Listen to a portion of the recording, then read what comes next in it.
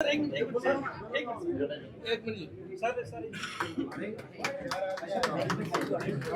बहन कैलाशो सैनी 2 बार सांसद रही हैं, जिला परिषद की चेयरमैन रही हैं, बैकवर्ड क्लासेस लीडर हैं।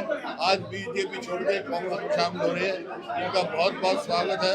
इनको पार्टी में स्वागत किया है सबने और इनको पार्टी में उचित मान सम्मान और स्थान मिलेगा। मुख्यमंत्री कह रहे हैं कि सरकार को कोई खतरा नहीं है।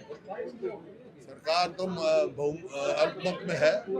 नैतिकता तो यही कहती है इनको इस्तीफा देके, और गवर्नर साहब को हमने ज्ञापन दिया है असेंबली डिसॉल्व करके चुनाव कराने चाहिए।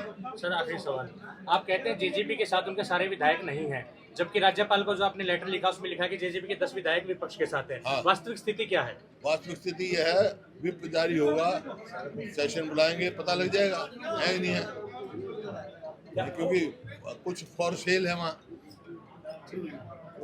हमने हॉर्स ट्रेडिंग रोकने के लिए कहा है। ये हॉर्स ट्रेडिंग शुरू होगी, 3 विधायक बनाने से मिल रहे हैं, 2 बढ़ाएंगे। ये हॉर्स ट्रेडिंग का एक संकेत है और हम हॉर्स ट्रेडिंग नहीं चाहते, इस वास्ते हम रेजोल्यूशन नहीं मांग रहे हैं। कैलाशो सैनी के अलावा और कौन शामिल हुए? आज बहुत शामिल हुए, सारे परिवार उसके ब्लॉक के सरपंच जो हैं, ये सारे सरपंच बैठे और मार्केट कमेटी के चेयरमैन है, हमारे साथ ब्लॉक समिति के चेयरमैन है, सरपंच हैं। बीजेपी से और भी कोई है महिला? बीजेपी से कोई और भी है इसके अलावा? और भी है, रोज हो रहे हैं, रोज हो रहे हैं। नाहरपुर से है बीजेपी। बीजेपी के नेता ये कह रहे हैं कि कांग्रेस पार्टी गुमराह करके चुनाव लड़ रही है, लोगों को गुमराह करके। गुमराह तो वो कर रहे हैं, अपनी अचीवमेंट नहीं बता रहे 10 साल में क्या किया।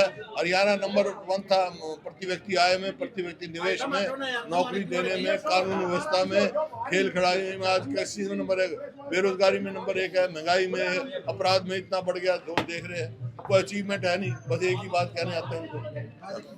हुड्डा जी के नेतृत्व में आज मैंने कांग्रेस ज्वाइन करी है और हुड्डा जी का बड़ा सफल नेतृत्व 10 सालों में एज ए मुख्यमंत्री यहाँ पर रहा है। हर वर्ग को उन्होंने सर आंखों पर रखा और उनके लिए जन कल्याणकारी कार्य करने का एक बहुत बड़ा इतिहास रहा है। इधर आज निर्मल कोई कंडीशन नहीं, कंडीशन कुछ नहीं है। देखो, हुड्डा साहब को खुद पता होता है कि मेरा कार्यकर्ता या मेरा नेता कितना कैपेबल है, उसके लिए मुझे क्या करना है और वो पार्टी के लिए क्या कर सकता है। जी नहीं, ऐसा कुछ नहीं है। अब चुनाव है, चुनाव के दौरान इस तरह का बदलाव एक साथ नहीं, कोई बात नहीं। मैं तो बहुत पहले से सोच रही थी, जब मौका लगा, जब मुझे टाइम मिला तो मैं आ गई। देखिए, मेरा बहुत पहले से मन था, क्योंकि बीजेपी में वो ना तो जनता की कद्र है और भ्रष्टाचार चरम सीमा पर है, और भी बहुत से ऐसे इश्यूज हैं। संविधान को बदलने की साजिश है, किसानों को लाठियों से पीटा गया, लोकतंत्र को ख़त्म किया गया पूरी तरह से। तो ये काफ़ी इश्यूज हैं जिनको आगे आने वाले समय में देश की जनता को आज वोट की चोट से, अपनी ताकत से उनको हल करना है। आज जनता ही ये चुनाव लड़ रही है। जनता खुद अपने हित के लिए इन्वॉल्व हो गई है इलेक्शन में, और जब जनता अपना इशू बना लेती है इलेक्शन को, तो आपको पता ही है कि क्या होता है। कैलाशो जी, आपने जिला परिषद से अपना सफर शुरू किया था। जी हाँ। लोकदल में रहे, सांसद रहे जी, बीजेपी में सांसद रहे जी नहीं, बीजेपी में रहे, बीजेपी अलायंस में रहे या जी। तो अब जो है, क्या ये स्थायी माने आप?